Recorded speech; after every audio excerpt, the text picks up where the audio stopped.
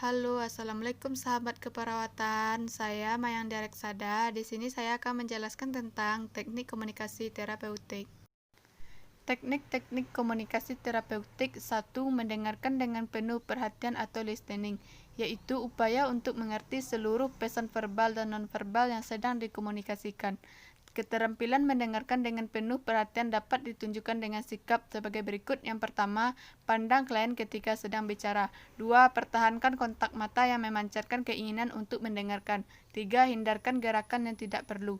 Empat, anggukkan kepala jika klien membicarakan hal penting atau memerlukan umpan balik. Lima, condongkan tubuh ke arah lawan bicara. Dua, menunjukkan penerimaan atau accepting, yaitu bersedia untuk mendengarkan orang lain tanpa menunjukkan keraguan atau tidak setuju. Tentu saja sebagai perawat kita tidak harus menerima semua perilaku klien.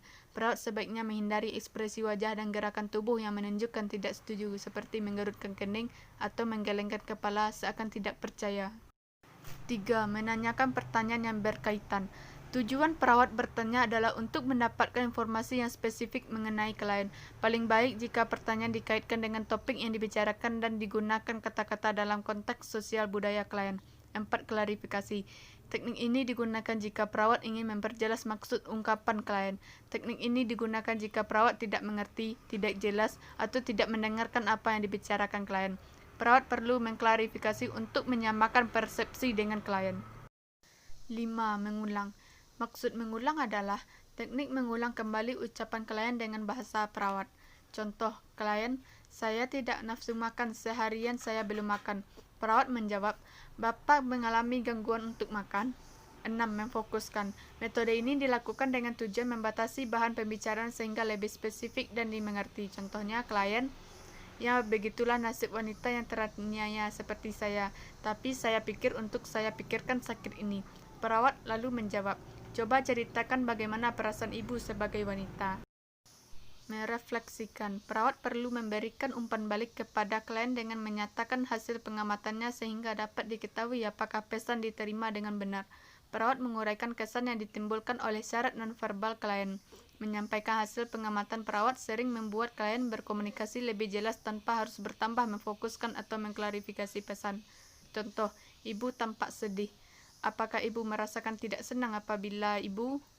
8. Memberikan informasi atau informing, yaitu yang digunakan dalam rangka menyampaikan informasi-informasi penting melalui pendidikan kesehatan. Apabila ada informasi yang ditutupi oleh dokter, perawat perlu mengklarifikasi alasannya. Setelah informasi disampaikan, perawat memfasilitasi klien untuk membuat keputusan. 9. Diam. Dia memberikan kesempatan kepada perawat dan klien untuk mengorganisasi pikirannya. 10.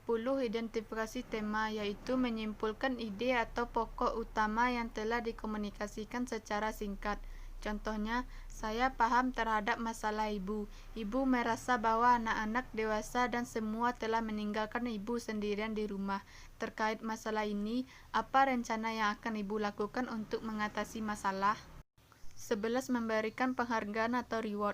Menunjukkan perubahan yang terjadi pada klien adalah upaya untuk menghargai klien. Penghargaan tersebut jangan sampai menjadi beban bagi klien yang berakibat klien melakukan segala upaya untuk mendapatkan pujian. Contohnya, saya perhatikan ibu sudah lebih segar dan sehat. Selamat ya, semoga ibu dapat segera sembuh. Itu contoh dari reward. Yang ke-12, memberikan kesempatan kepada klien untuk memulai pembicaraan. Memberi kesempatan pada klien untuk berinisiatif dalam memilih topik pembicaraan. Contohnya, adakah sesuatu yang ingin ibu bicarakan? Apakah yang sedang ibu pikirkan? Atau dari mana ibu ingin mulai pembicaraan ini? 13. Menawarkan diri. Klien mungkin belum siap untuk berkomunikasi secara verbal dengan orang lain atau klien tidak mampu untuk membuat dirinya dimengerti. Seringkali perawat hanya menawarkan kehadirannya. Rasa tertarik dan teknik komunikasi ini harus dilakukan tanpa pamrih. Contohnya, saya ingin Anda merasakan tenang dan nyaman. Yang ke-14, menganjurkan untuk meneruskan pembicaraan. Hal ini merupakan teknik mendengarkan yang aktif, yaitu perawat menganjurkan atau mengarahkan pasien untuk terus bercerita. Teknik ini mengidentifikasi bahwa perawat sedang mengikuti apa yang sedang dibicarakan klien dan tertarik dengan apa yang akan dibicarakan selanjutnya. 15 refleksi yaitu menganjurkan klien untuk mengemukakan serta menerima ide dan perasaannya sebagai bagian dari dirinya sendiri. Contohnya, bagaimana menurutmu atau bagaimana perasaanmu. 16 humor adalah humor yang efektif. Humor ini bertujuan untuk menjaga keseimbangan antara ketegangan dan relaksasi. Perawat harus hati-hati dalam menggunakan teknik ini karena ketidaktepatan penggunaan waktu dan penyinggungan perasaan klien yang berakibat pada ketidakpercayaan klien kepada perawat. Halo sahabat keperawatan, itulah teknik-teknik komunikasi terapeutik.